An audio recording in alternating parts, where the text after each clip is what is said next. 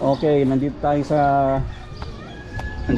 ano, sa Corona Cattle House Inc. Kumuha tayo ng baboy.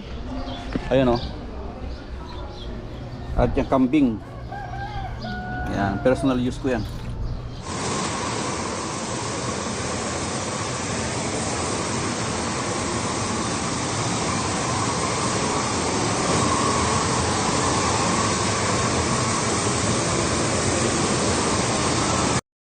So ayun, wala na kasing makuhanan sa supplier natin. So ilalagay muna natin sa kar tapos ikot tayo. So ito ang mga baboy dyan. May chicken pa dito, kalat-kalat to.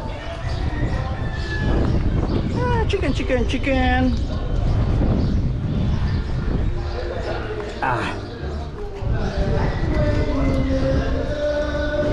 So personal use ko yan.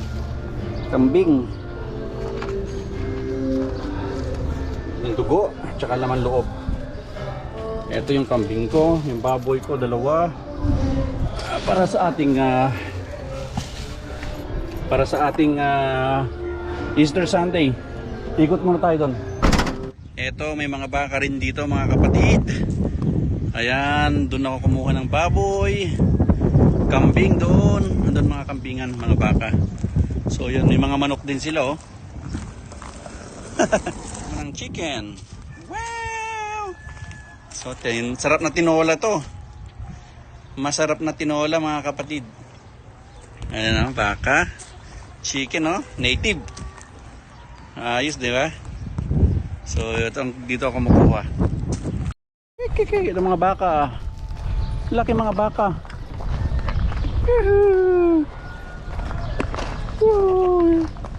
There. Hello. Look at there. So big. Ayan. Mga baka. Sarap pag fresh talaga. So Corona Cattle House. Ayan. Yan ang ating mga baka dito sa Corona.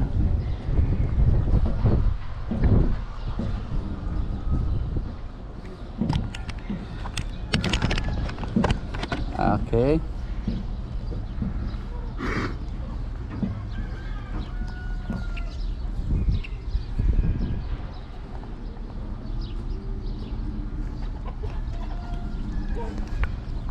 Eto, may mga baka rin dito mga kapatid. Ayan, doon ako kumuha ng baboy. Kambing doon. Doon mga kambingan, mga baka. So yan, may mga manok din sila oh.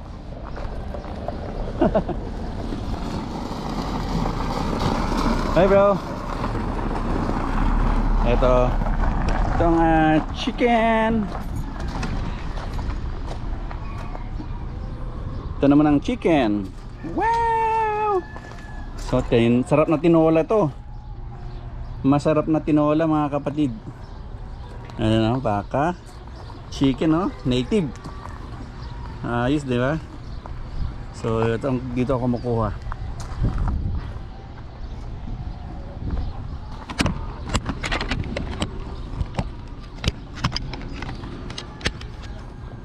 So ayan.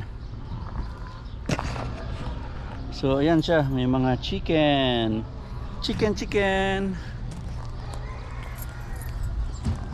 Okay, Corona. Chicken. Yan. Naman baka. Fresh.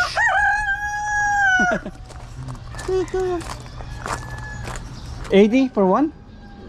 Oh wow, 80. That's nice. A good price. Wow, only here at Corona Cattle House. Oh, nice. Ganda, no? Beautiful. So, visit kayo dito sa Cattle House Corona.